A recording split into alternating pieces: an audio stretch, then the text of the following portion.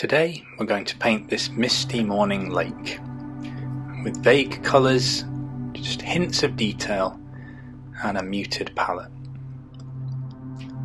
So we start with the sky. Into very wet paint we add the general outline of the background trees. This is a mixture of ultramarine blue, Payne's grey and titanium white. There's a very subtle gradient on the lake area, and with that still wet, we drop in the reflections of the distant trees.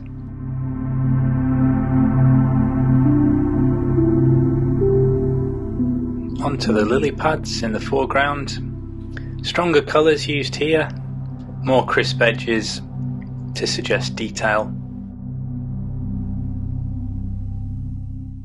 And right down at the bottom, grass line with some details on the blades themselves. A few more details, some ducks and birds. Lift out some of the reflections with a dry brush. And the final piece captures the mood of a misty morning with a few details, but the main focus on the feel of the piece. Hope you enjoyed it. Please feel free to leave a comment or subscribe.